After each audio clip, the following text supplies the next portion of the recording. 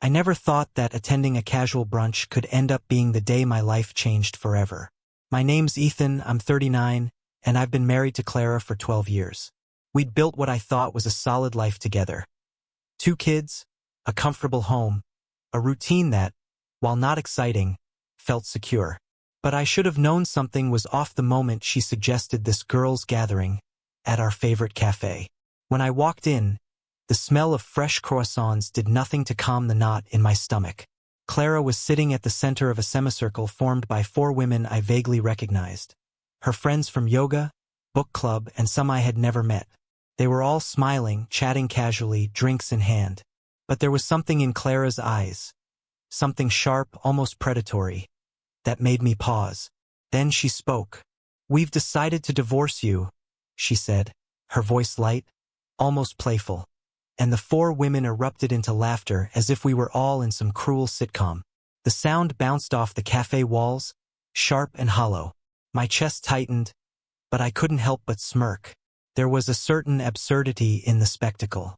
"And none of you care that she's been dating your husbands?" I said, my voice calm but cutting. The laughter stuttered and faltered, and for a brief moment, the group froze. I scanned their faces. Maddie, petite with dyed copper hair and sharp eyeliner. Sophie, tall, always sipping lattes. Lila, soft-spoken, but her eyes darting nervously.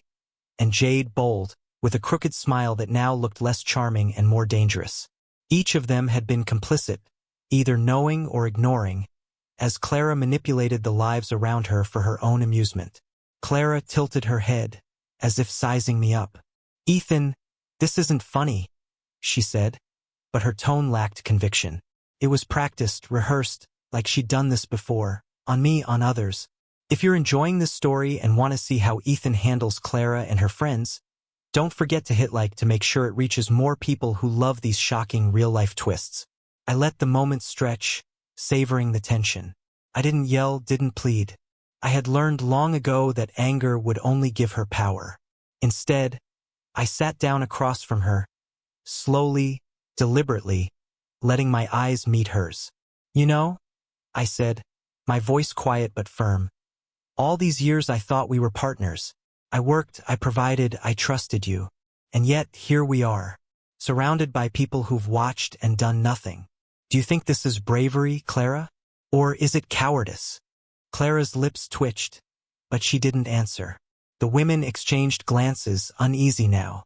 Their laughter had disappeared, replaced by that awkward silence that follows a moment when the truth hits harder than words ever could. I took a slow breath and leaned back. "I've never been one to make a scene," I continued. "I let you think you could treat me like this and still have my loyalty.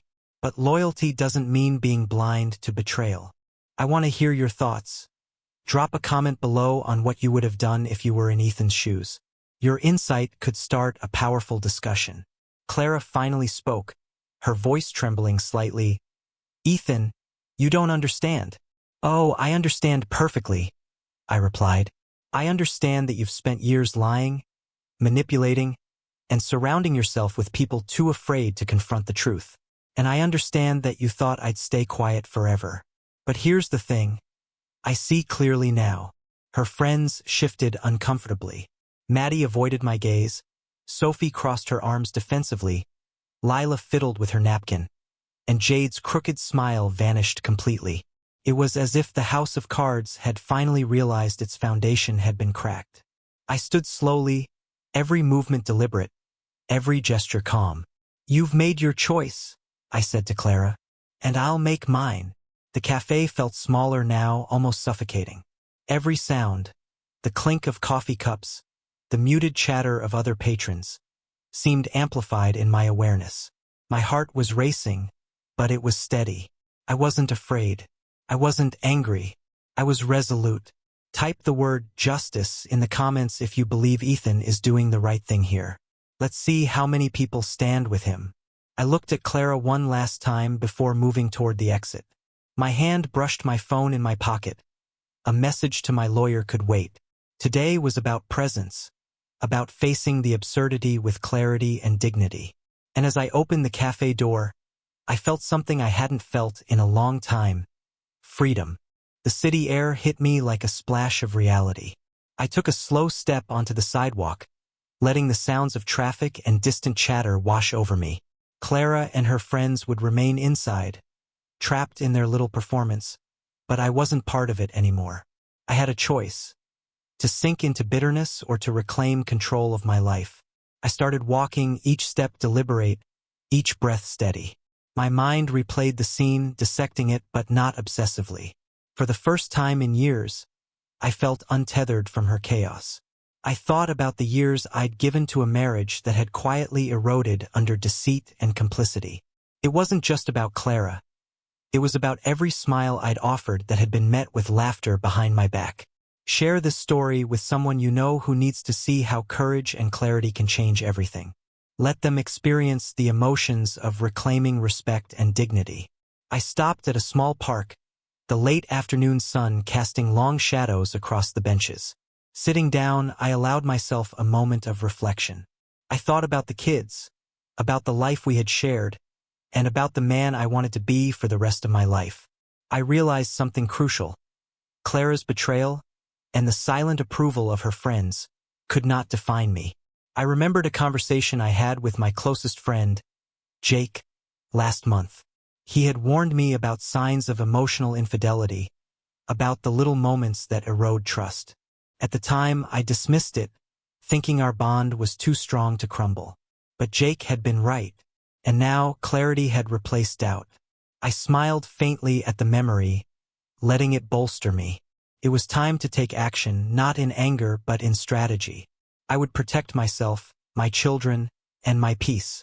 I texted my lawyer to begin formal proceedings, and as I did, I felt a strange calm. The panic, the confusion, the embarrassment, all of it was gone. I wasn't running from confrontation. I was walking toward a version of my life that honored my dignity. Clara might have thought she held power with her theatrics, but real power, I realized, came from composure, strategy, and self-respect. As I thought about her friends, I realized something else. Complicity doesn't equal superiority. Their judgment, their laughter, their approval, they were meaningless in the face of truth. Comment below with the word freedom if you believe Ethan made the right choice here. Share your perspective on handling betrayal with dignity, and let's discuss it together. The next few days were quiet. Clara tried to reach out through her friends, then through messages I deliberately ignored. I kept my routine, my work, my children's lives steady, proving to myself that life could continue uninterrupted by manipulation. I noticed how quickly her bravado faded once I stopped reacting to it. I ran into Maddie at the supermarket a week later. Her eyes widened, and she quickly looked away, clutching her grocery bag. Sophie texted me from across town, attempting an excuse, but I didn't respond.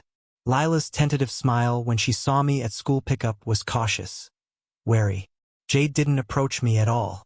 All of them had believed they could destabilize me, that laughter and social theatrics could break my resolve. But they underestimated one thing: the quiet strength of self-respect and awareness. If you want to support stories like this, hit like, comment your thoughts on Clara's betrayal, and subscribe for more real-life narratives that reveal the power of composure in the face of manipulation. Weeks passed, and the formalities of divorce began. It was a process, but a fair one. There were no sensational arguments or public spectacles, just the legal acknowledgement of choices already made. I discovered something liberating. When you accept reality, the world no longer has the power to shake you. I thought often about my children, and I decided that my approach would always be measured. They would see me as calm, rational, and strong, not as a man consumed by anger or bitterness. I wanted them to understand that respect for oneself is more important than winning someone else's approval. One evening, as I tucked my son Liam into bed, he looked up and asked, "Dad, are you happy now?" I smiled, gently brushing his hair from his forehead. "Yes, Liam," I said. "I'm finally free to be myself, and that makes me happy."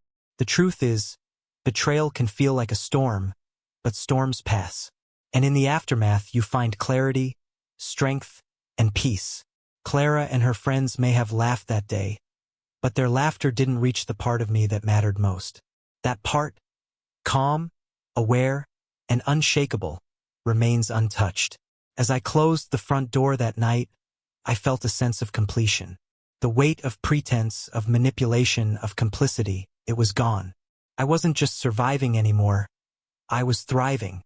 And in that quiet, unobtrusive victory, I finally understood what freedom truly feels like.